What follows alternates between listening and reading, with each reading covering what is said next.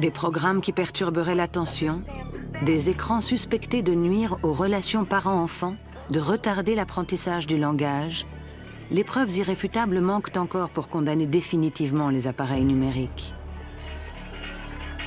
Mais les scientifiques ont trouvé un autre élément à charge.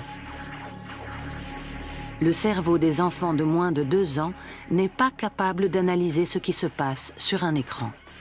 Pour un jeune cerveau, ce qui se passe sur un écran reste moins stimulant que la réalité. Pour les plus petits, le temps passé devant un écran est donc en quelque sorte un temps perdu pour eux. Un enfant de moins de 3 ans a peu de temps d'éveil, donc il faut absolument qu'il utilise ce temps d'éveil pour les acquisitions cognitives et sociales indispensables à cet âge.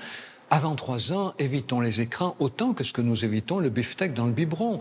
Il est bien évident que l'estomac du bébé ne digère pas ces nourritures et en même temps, le cerveau du bébé ne peut pas digérer les écrans. Des programmes qui perturberaient l'attention, des écrans suspectés de nuire aux relations parents-enfants, de retarder l'apprentissage du langage.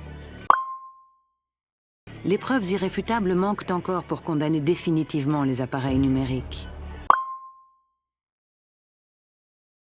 Mais les scientifiques ont trouvé un autre élément à charge. Le cerveau des enfants de moins de 2 ans n'est pas capable d'analyser ce qui se passe sur un écran. Pour un jeune cerveau, ce qui se passe sur un écran reste moins stimulant que la réalité. Pour les plus petits, le temps passé devant un écran est donc en quelque sorte un temps perdu pour eux. Un enfant de moins de 3 ans a peu de temps d'éveil, donc il faut absolument qu'il utilise ce temps d'éveil pour les acquisitions cognitives et sociales indispensables à cet âge.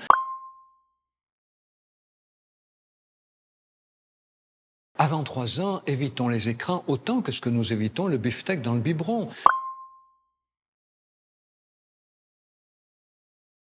Il est bien évident que l'estomac du bébé ne digère pas ces nourritures et en même temps, le cerveau du bébé ne peut pas digérer les écrans.